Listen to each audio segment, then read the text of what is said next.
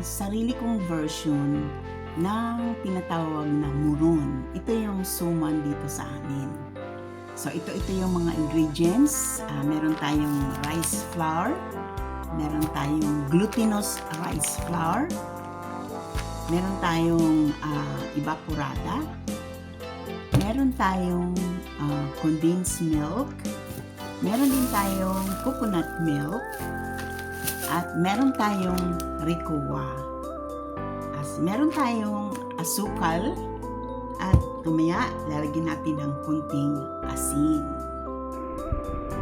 Kuha tayo ng 2 tasang glutinous rice, ilagyan natin sa bowl, at kumuha din tayo ng isang rice flour, tsaka isang tasa din na asukal. Lagyan natin ng 2 1/4 ng coconut milk. Tapos lagyan natin ng 1 teaspoon asin. Tapos haluin natin yan. Kailangan haluin natin ng maayos. Kailangan tumayo ako para mahalo ng maayos. Tapos lagyan natin ng evaporated milk 1 cup din. Haluin natin. Tapos maghiwalay tayo ng 2 1/4 na mixture sa isang lalagyan. Para yan sa chocolate mamaya. Nagawa tayo ng chocolate mixture. Tapos ihiwalay natin.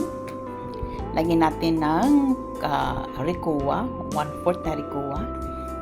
Yung mixture. Tapos lagyan din natin ng condensed milk na 1/4 cup.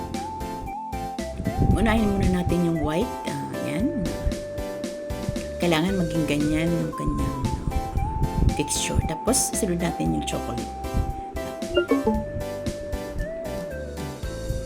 Tapos yan, balutin natin. Pero maganda kung meron tayong white at meron tayong chocolate. Paghaluin natin, para meron siyang decoration.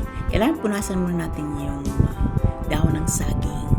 Kasi, ayan, punasan. Tapos, pinainitan ko yan ng niluto sa apoy.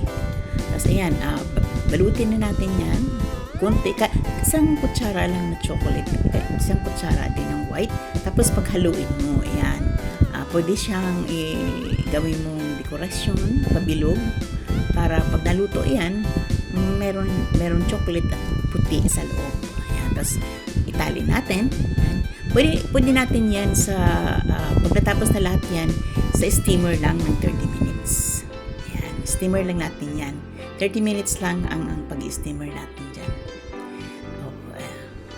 Ayan, chocolate at saka white. Ang version niyan, dapat yung white asin lang yan, walang asukal. May tamis lang yung chocolate. So, may version din ako na asin lang. Ayan.